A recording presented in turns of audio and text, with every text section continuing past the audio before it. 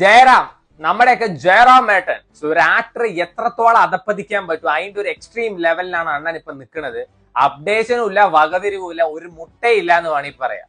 So എല്ലാ ഇൻഡസ്ട്രിയിലും പോയിട്ട് അവിടെയുള്ള കോമാളി റോളുകൾ ചോദിച്ചു ചോദിച്ച് സ്വയം കോമാളിയായി മാറുന്ന ഒരു നടനാണ് ജയറാം. സോ മൂക്കിലൊരു ഉണ്ട വെച്ചിട്ടില്ല എന്നുള്ള പക്കാ കോമാളി എന്ന് വേണമെങ്കിൽ പറയാം.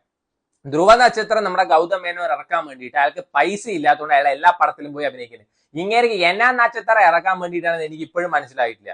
ഇങ്ങനെ ചോദിച്ചു മേടിക്കുകയാണോ ഇനി എന്നാണ് എനിക്ക് അറിയാത്തത്.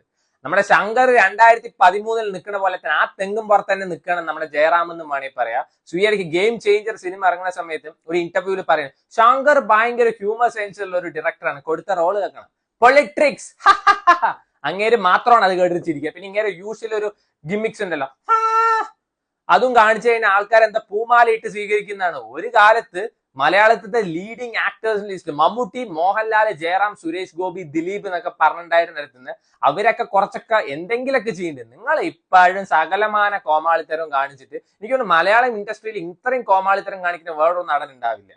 ഓസ്ലർ ഇറങ്ങിയ സമയത്ത് ഞാൻ വിചാരിച്ചു ഇങ്ങേര് നന്നായി, ഇനി ഇങ്ങേര് ഊളത്തരങ്ങളൊന്നും കാണേണ്ടി വരില്ല എന്ന്. പക്ഷെ ഒരു വ്യത്യാസമില്ല. എഗെയിൻ ശങ്കറിന്റെ കോക്കനട്ട് ട്രീ എന്ന് തന്നെ പറയാനുള്ളൂ.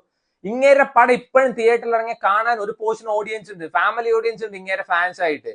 എന്നിട്ടാണ് വല്ലവന്റെ ചവിട്ടും കൊണ്ട് വേറെ ഇൻഡസ്ട്രി പോയിട്ട് കോമാളിത്തരം കാണിച്ചിട്ട്. ഇപ്പൊ സലീം കുമാർ